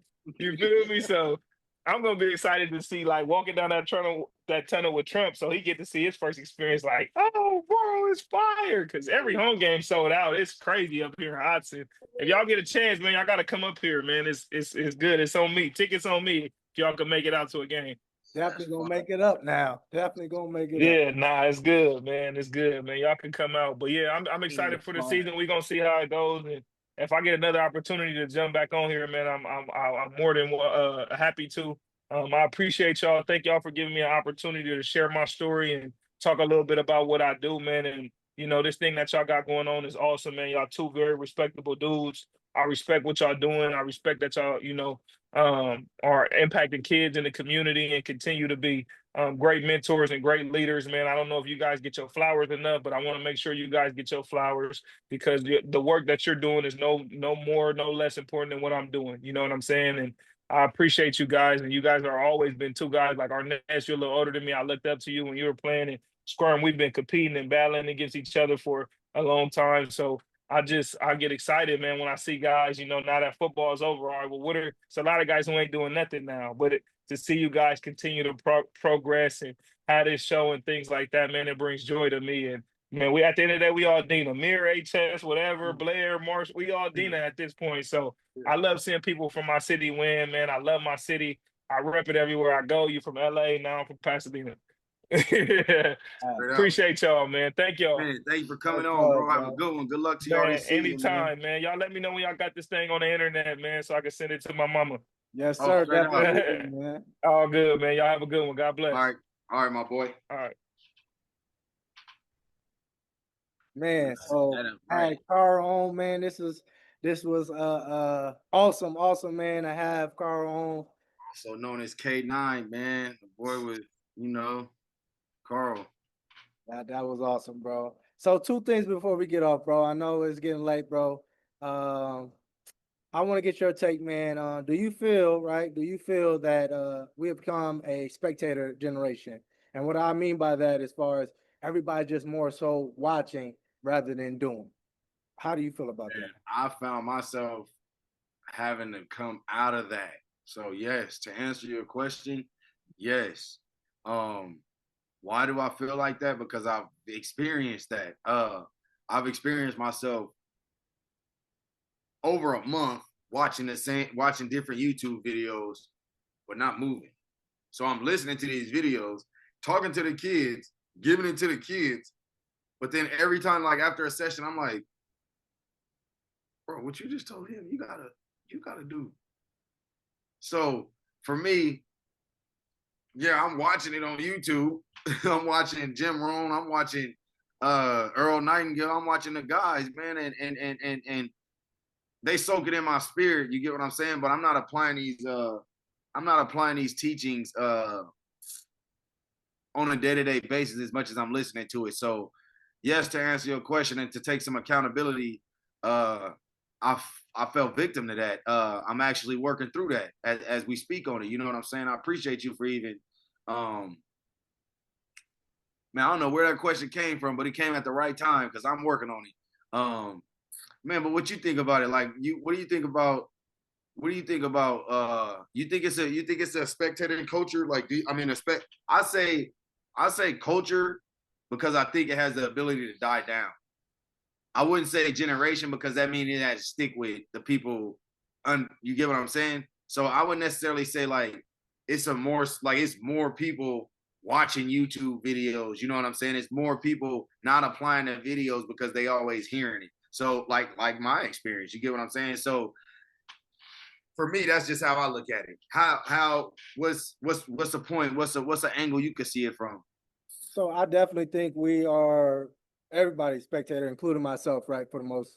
But I really took notice of this. I remember this when I came back from college. My nephews and nieces, I'm thinking they playing the video games. They watching somebody else play the video games on YouTube. I'm just like, why are you not playing? And it's like, I'm just watching them to see how to do it. But I'm like, why don't you just figure out yourself? Being a kid, I was like, man, we didn't have nobody. I just learned and I'm going to play that way. And the reason why I asked this question, because I found myself on TikTok, and TikTok is the rabbit hole, but there's great information on there. And certain things I would listen to and I'm like, oh, okay, that's great to know. But certain things like I'm not applying it though. And I was just like, man, there's a lot of kids that we train. There's a lot of people that be like, oh, I've seen this, but I'm like, can you execute it though now? And be like, oh, I never tried it before. I'm like, so all we're doing is spectating. And I think the newer generation is starting to get to it, but it's too much of it now for us, all of us, not in kids, just kids, all of us, where we're taking in a lot of information and not doing anything about it. We're seeing people win too much rather than us winning ourselves. And I think, it's time for us to change that and just be aware that, hey, we all doing it at some point in facet in our lives and we can do better and overcoming that.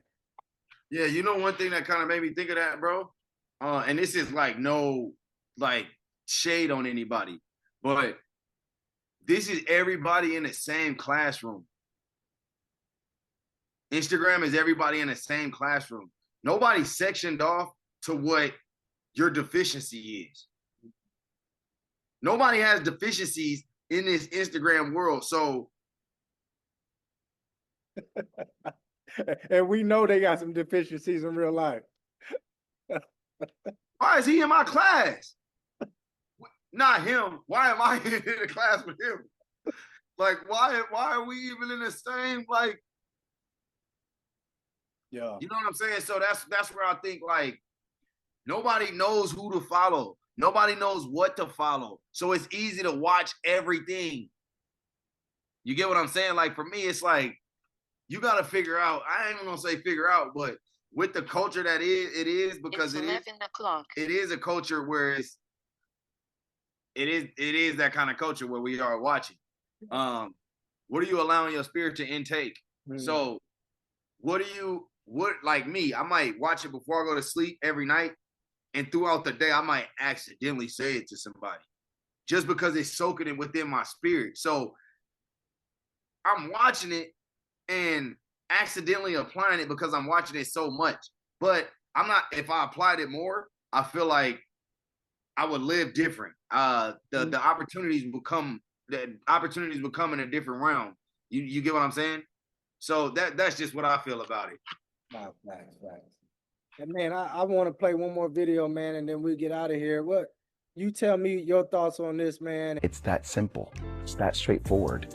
Because every decision you frame, every word you speak, every philosophy you teach and you preach becomes a template for how they negotiate value off the court or off the field. You see, you're shaping how young athletes interpret control, leverage, and compensation before they ever see or even understand what a deal sheet actually is. So when you push a kid to commit early, you're not just coaching development. You're actually teaching them to sign before they understand their market position. Or when you say, and I love this one, don't worry about the money, just focus on the game. You're actually conditioning them to separate labor from value. And last but not least, when you shame a kid for transferring, which is a real thing in today's climate, you're not protecting team culture. You're actually telling them loyalty matters more than opportunity. That's not leadership, in my opinion. That's financial conditioning. And here's the reality of the situation. Power 5 football players now average over $75,000 in NIL value. Men's basketball, around $45,000. Top 1% earners, $500K to $1 million plus a year. And most of them, no holdco, no trust, no tax strategy, and no board. They're monetizing something called attention. but they're not structuring it because no one around them knows how, or even worse, they know, but they won't say it out loud. So here's the actual truth. If a kid signs a bad deal under your watch, you were part of the actual setup. You talked discipline, you talked loyalty, but you stayed silent on leverage. You weren't just shaping their game. You were shaping how they moved in rooms without you for years to come. You're not just building athletes, you're building decision makers. You're building cap tables, and you're building frameworks. But a framework without fluency in the system, that's not empowerment, not at all. That's grooming them to be managed. If you're not teaching the system, you're preparing them to be played by it. Man, that was a lot, bro. So Yeah, that's some power. That's only for certain people to really understand. That's not for everybody to understand. You know how many people against what he's saying? And everybody got their own opinions. Everybody got their own ways of thinking. But if you got the positive drive, if you got the positive mindset, you're going to 100% agree with what he's saying. I'm not saying it's small things. It's small ways that, okay, you're going to take this, but you just going to move it just this. You're going to move it a little here. You're going to tweak it your own way. Of course, because you can't do it the way that he did it. Bro, I agree with him, bro. I'm in 100% agreement. I don't even know how to elaborate on his answer. Like his answer was good enough to where shit, I could only include what the hell he said in my answer. yeah, man, I think it's for those who don't know. So basically, he's saying the coaches should be held accountable, right, for the bad business or any decision that any athlete make. So I think this is 100% true because as Carl, as we talked about with the NIU coach, right? You have young men who they need mentorship. They want to trust in somebody, and you gain their trust. And because everything is based off of you winning and them just coming to your school, right? Or if it's possibly they can transfer for a better opportunity, and you just because you value winning more so than educating them on that decision, the coaches are the problem. You have to be held responsible, or you gonna make up that, or you gonna pay them money on the back end, which you're not gonna do. The coaches are not gonna do that. So is hands down, I think coaches need to be more accountable for the way that they have this trust, right? And I'm just gonna use this word. I'm not gonna say like all coaches are doing this, but the manipulation to sign a player, right, or to keep him. Rather, that's not in the best interest for that young man, that woman. Stop lying to these kids, man. I mean, so I think it just needs to be some accountability on their ends on coaches as well. And I wanted to point that out and say, man, that's powerful by Jay Williams to share that, man. Yeah, I respect his opinion, and I respect his perspective. It takes a person of experience. It takes a person to go through something to have that understanding to give it back to us the way he's done it. Evidently, he might have been, for him to say it like that and not even stutter, he was at the forefront of whatever situation happened. He was at the forefront of whatever situation. So he's given I personally, that's just, this is my perspective. I could be wrong. It's two left shoes. I personally think he was at the forefront of a situation. He learned through the situation that way. And he never wants anybody to face that again. So us as a culture, we have to learn how to be that way. If you see one of your brothers, you see one of your sisters, you see anybody out here deciding that they're going wrong, I feel it's your duty to mention.